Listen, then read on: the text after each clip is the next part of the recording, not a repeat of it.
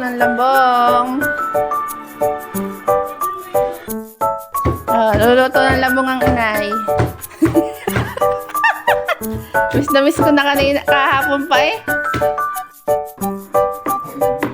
Ganyan palang paggagayat nyo, no? Itong gata ay galing sa inay. Daldalan na galing bukid. Mama, ilang ano to? Tatlong? Apat na ano to? Apat na niyog. Wow, ang dami. Ang daming kinayod ng inay. First gata. Pero parang madami ang ginata. First gata. Yan, siyempre halbusan muna ang labong. Para walang pait. Madami pala ito mama. Itong nagawang ito. Ang gata. Sobrang dami yata. Ang gata. Sobrang dami. Apat na niyog di. Habang nag-harvest tayo, piprito naman tayo ng dilis. Ito ang ating panlahok.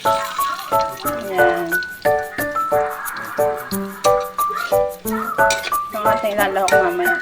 Maliliit lang siya. Galing pa yan ng Mindoro. Thank you, Ate Cherry.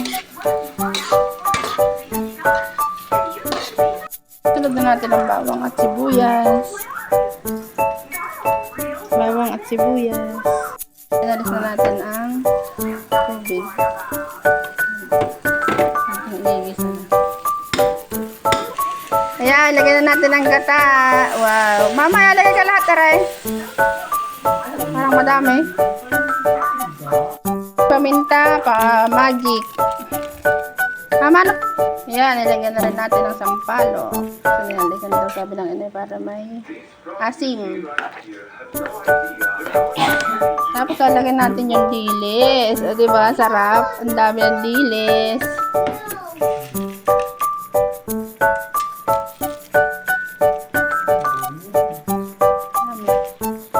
Lalat ka po.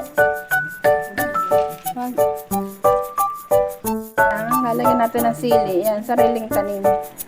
Sariling tanim na sili. Humanghang. Mama, hindi ka humanghang?